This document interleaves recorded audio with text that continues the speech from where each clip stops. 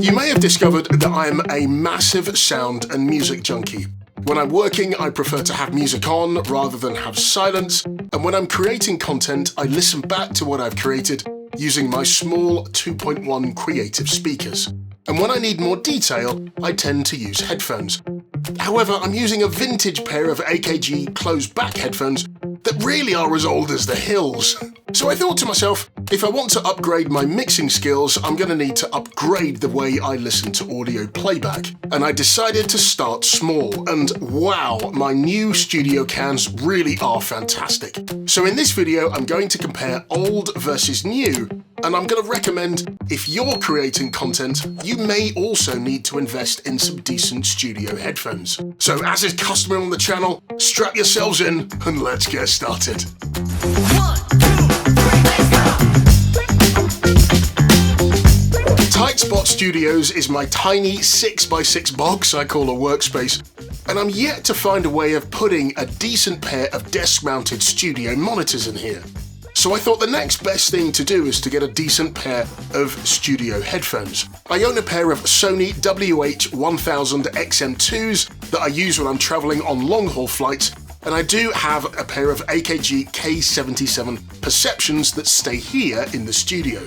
But as they're as old as the hills, and I wanted to upgrade my audio mixing game when creating content, I thought I do need to upgrade. So I saved up a little bit of cash and picked up a pair of Technica ATH-M30X closed-back studio headphones. I've been using these for just over a month now, and the difference between the AKGs and the Technicas, oh my hat! The difference is huge. They really are delightful to use. I know headphones are very subjective, so I'm going to share my experiences with them.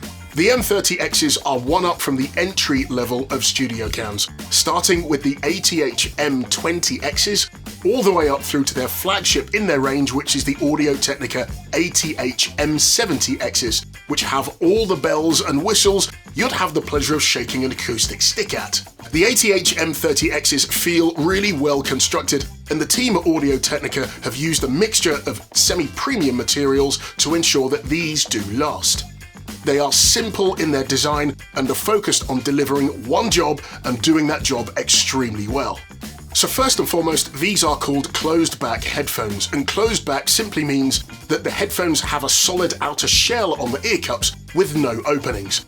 This design blocks out a lot of external noises, making it easier for you, if you have them on, to focus on the audio that you're listening to without a lot of disturbance or distractions from the outside world. The same is also true in reverse, that very little sound escapes or leaks out of the headphones, so you won't disturb anybody nearby. These are also studio headphones, which have a different set of characteristics than your regular consumer can. All the way from aspects like sound quality and sound accuracy, through to durability, build quality, comfort and fit, noise isolation as well as leakage that we just talked about, as well as that final point we all love to discuss, which is price. It's for these reasons that studio headphones typically come with a higher price tag. But also remember, these studio headphones are designed to last a very long time, which means the manufacturers have also invested into their after-sales ecosystem. Studio headphones are also considered an essential investment for professionals who require precise audio monitoring.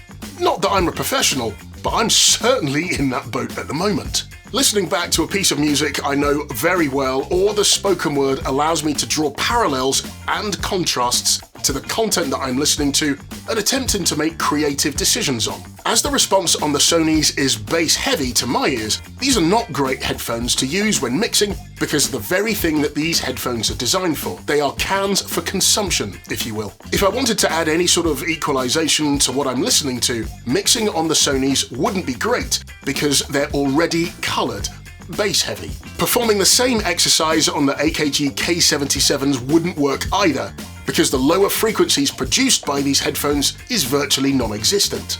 Now don't get me wrong, these headphones will work, however they're not ideal for the application that I need them for. It's like using a pair of pliers to pull out a nail. It would work, but there's a better tool for the job.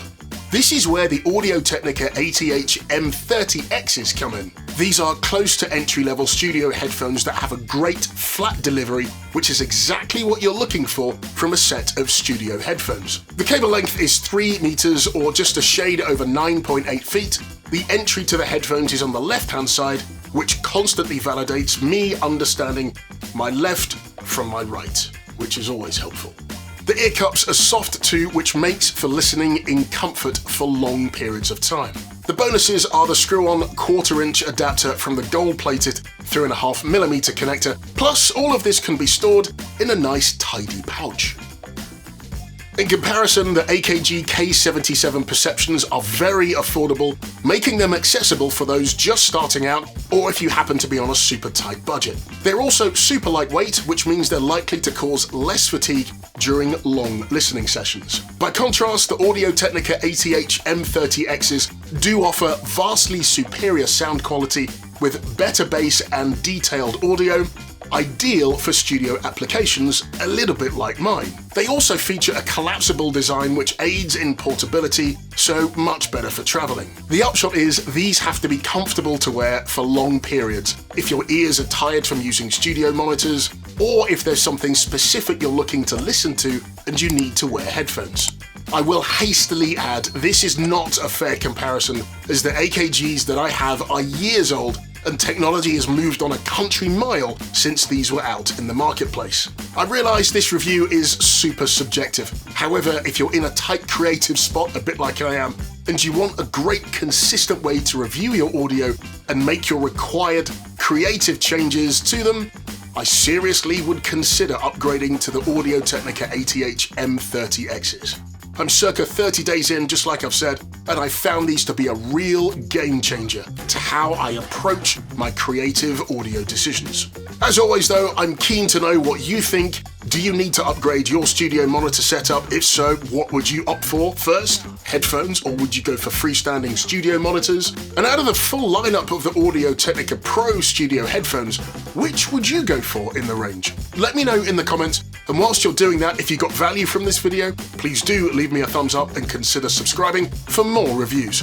Again, thank you so much for spending your time here, and I'll see you next time.